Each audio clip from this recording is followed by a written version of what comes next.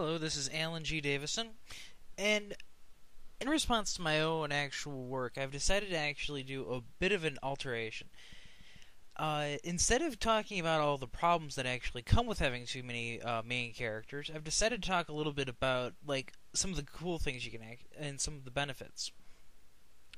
Now, if there's one thing I've actually done is that I've self-published one book, and I've actually finished writing the sequel to it, but I'm sort of sitting on it. But the fact of the matter is that that story wouldn't have been quite as flowing and as good as I would believe it is if I didn't have as many characters. Now, if you do actually take the route of having a lot of characters in your story, it's always a good idea to keep them broken up into groups, because that way you can actually focus in on those groups. Having them all together in one place can be a little bit difficult and a bit trying if you're going to have too many people and too many voices going on at one time.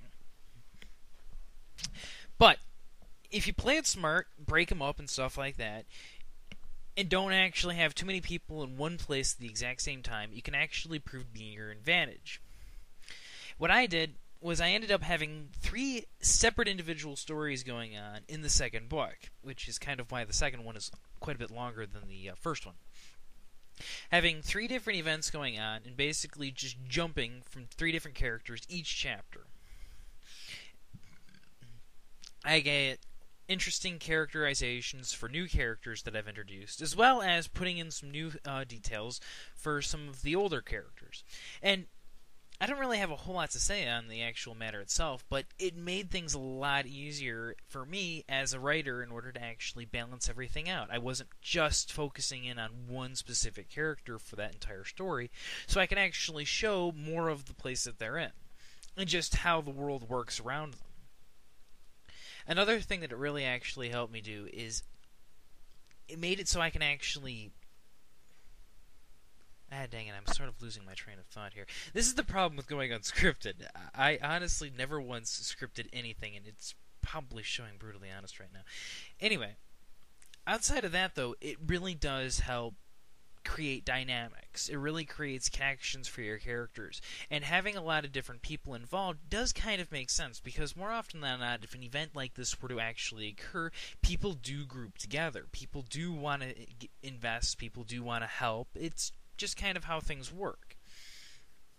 Now, mind you, I don't think I actually did my story a bit of justice, but if you do actually decide to take the route, if you have characters that are detrimental to the plot and to the story that is going on in the story you're telling, it's always a wise decision to break things up a little bit.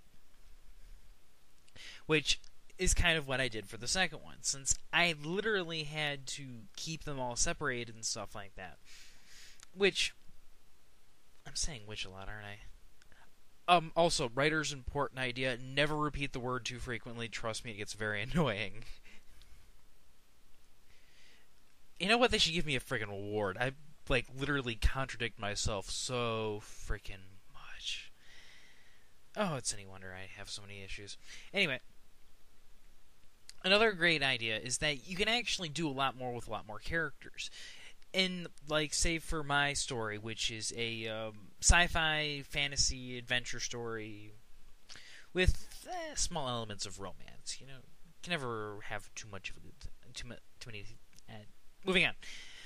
It really helps show the world, while at the same time it also really helps you grasp everything that's sort of going on. I have Lucius, I have Darius, I have Sam, I have Hope, I have Alicia. I have all of these different people who have been from different places of the world, and because I'm stuck in a small area, I can sort of hint at, I can show you different things, I can show you how the characters work, I can show you all of these different little dynamics of people that are around the world and stuff like that, and you don't necessarily have to get that far into the story in order for me to show it. Now, mind you, if I only had the single one character, I wouldn't be able to show other places that are going to be coming up, or other areas that they're going to visit or go to later on in the story.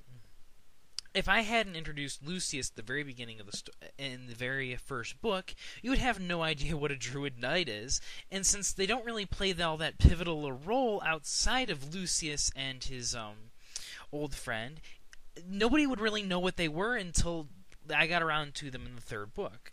See, having Lucius around actually proved an advantage, despite the fact that I really didn't do a whole lot with him in the first book, which I'm kind of sad that I didn't actually do a whole lot with him. He was a really good character.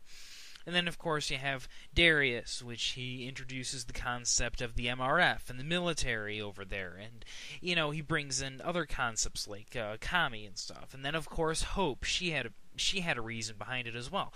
I didn't necessarily go into the first book with the idea, I'm going to create a lot of very important characters and stuff, but each character sort of represents something, which having a lot of characters can make it really advantages because they can bring things up and sort of foreshadow or show people what is going to come without necessarily, stopping and breaking up the flow of the book.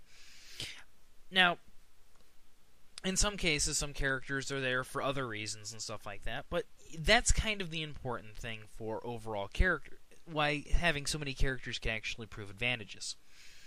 Advantages, that's not even a word. Oh, brother. And I call myself a writer. Yeah, if I ever actually do become a professional at this, I'm going to need one hell of an editor. Anyway. That's the gist of it, though, is that, having a lot of characters, if you can balance them out and you can do it right, it's going to work. That's the sort of the thing with writing, is that if you say there is any true rules to writing, someone will go out there and prove you wrong. Now, there are some rules out there that you have to kind of follow unless you're really good, because if you could break a rule good, then you're good, but if you just break a rule, then you're in trouble and you can get punished and you'll send to the principal's office with no candy. I like candy. That would kind of suck. Everybody likes candy, right? Off topic. That's sort of something that I ended up learning when I went to a seminar up in Frankenmuth. Yeah, I live in Michigan. Great state. A little tacky on the jobs, though. Anyway. Like I said, though, I'm planning on actually going through and talking about that, but another day. Now, another thing that's really cool about having a lot of characters in a story is that you can actually really pull off a lot of dynamics. You have a lot more to work with. Just don't forget that they're there, because if you find yourself actually just focusing on a specific group and you're not using the other characters, then people will start to wonder why they're there, or maybe even forget about them entirely, which that's kind of the worst type of thing to ever happen to a character, is if they suddenly get ignored for no apparent reason for the lack of actually being used. Well, anyway, those are my thoughts. If I ever come up with anything else on the two subjects that I've listed off, I might actually put a continuation up on YouTube. But for now, that's going to be it. Have a good day. Alan G. Davison signing out.